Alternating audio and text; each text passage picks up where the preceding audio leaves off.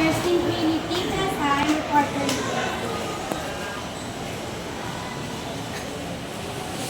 Now, in the next 5 terms of an arithmetic sequence, if the first term and the common difference are given, a sub 1 equals 13, denominator equal negative 4.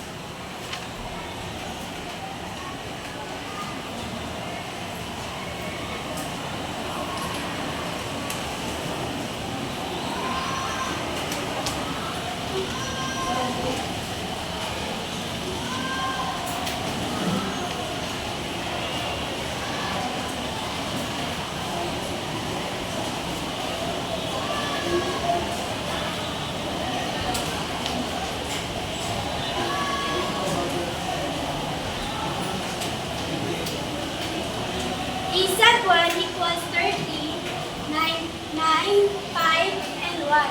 And negative 3. Bago po natin makuha yung next term, is 13 plus negative 4 is equals to 9. Kaya po nakuha natin yung 9, yung next common difference. Number 2. Find a sub n of the given arithmetic sequence, a sub 5 equals 40, a sub 15 is equals 70, a sub n is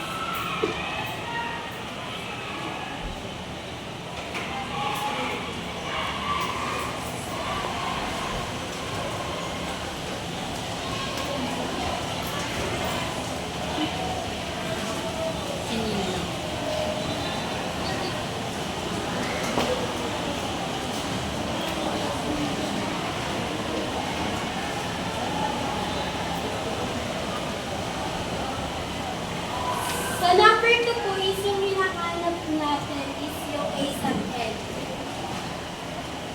A sub 5 is equals to 40. A sub 15 is equals to 70. What is the denominator? Long term. 40 is equal to a sub 1. A sub 1 plus 5 minus 1 is equal to d.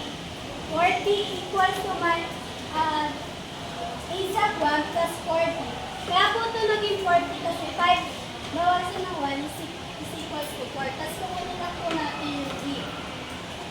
Yung a sub 15 naman po is 70 is equals to a sub 1 plus 15 minus 1 is equals to d.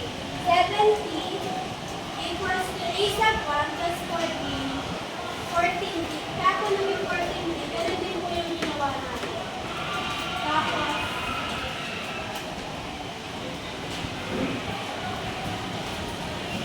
40 equals a sub 1 plus 5 minus 1 is equals to 3. As you can see, wala pong given a sub 1 and common difference. So yung ginawa natin is solve natin para makuha ang value ng a sub 1. Hindi yan. 40 equals a sub 1 plus 5 minus 1 is equal to 3. Yung 3 parts, mahal natin siya sa denominator. 40 equals a sub 1 plus 12. 40 equals minus 12 is equal to a sub 1. Ang a sub 1 po natin is 23. 28 po. 40 equals a sub 1 plus 40. Dito po natin siya makukuha. Tapos, kukunin lang po natin yung a sub 1. Lalagay lang din po natin sa baba. Tapos, negative 70 is equal to a sub 1. Cancel na po yung dalawa kasi same po sila. Plus 14. Yung 14 dito po natin siya nakuha. Sa 15 minus 1. Negative 30 over 10. Negative 10 d over negative 10. Tatanggalin din po natin yung same ng 10. Times the a sub 1. A sub 5 is 40. A sub 1 is equal. Yung nakuha po natin kay J, lalagay na po natin dito. Tapos yung 3 po, kukunin natin dito. Magiging d is equal to 3. Yung shortcut po, d is equal to 70. Negative 40 makukunin natin. Tapos 15 negative 50 is equal 30 over 10. Yung denominator ko is 3.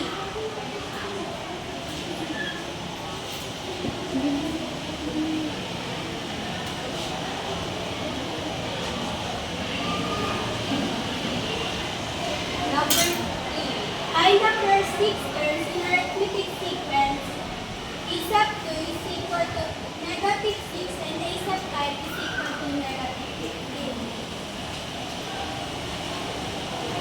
As you guys see that a sub 1 is not given. So, gagayahin natin yung formula ng number 2, which is hahanapin ng a sub 1. Pero this time, may d given na tayo. Ngayong common difference ko, a sub 1 na lang ang ito natin, may identify yung a sub 1 para makuha natin. Ay gagawin natin, a sub 2 is negative 6. And yung a sub 5 ko is equals to negative 15. Kung i-value ko natin yan. A sub 2 is equal to a sub 1 plus n minus 1 is 3. A sub 2 equals to a sub 1 plus yung 2 first pulin natin. So, pulin natin. Tapos, ma-minus po natin siya sa 1. Tapos, pulin po natin yung denominator. A sub 2 is equal to a sub 1 plus 1. Kaya po naging 1 yan dahil dito sa 2 minus 1 is equal to 1. Tapos, pulin po natin yung 3. Negative 6, a sub 1 plus 1, 3. Tapos, negative 15, a sub 1 plus 4d. Yung 4d po natin, nakuha natin sa a sub 5. A sub 5,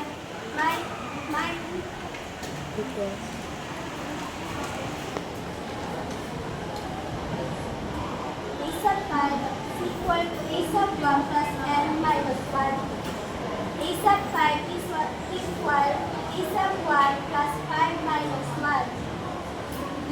As a sub 5 equal to a sub 1 plus 4. Yung 4 dito nakuha natin dito. 5 minus 1. Kaya po naging 4. Then, dito na po tayo mag-subtract ng negative 6. A sub 1 plus 1. Negative 15. A sub 1 plus 4. Yung negative 6 plus minus ito, negative 15 is 9 over 3. Tapos yung 5 na makuha, tapos yung 4 is 3d over 3. Ka-cancel po natin yung 3, kaya matitira is d is equal to 3. Ito po yung first term. A sub 2 is equal to a sub 1 plus 2 minus 1 is negative. Tapos yung iba is negative 3. Negative 6 equal to a sub 1 plus negative 3. A sub 1 ay a sub 6. Negative 6 equals negative 3 equal a sub 1. A sub 1, kukunin lang po natin a sub 1. Sa negative 6 equal negative 3 equal a sub 1. Bababa lang po natin siya, tapos equal negative 3. Ito po yung first term. A sub 6 equal a sub 1 plus n minus 1 is 3. A sub 6 equals negative 3 plus open plus parenthesis 6 negative 1 is negative 3. A sub 6 equal negative 3 plus negative 15. A sub 6 equals negative 18. Yung shortcut ko is negative 15 over 5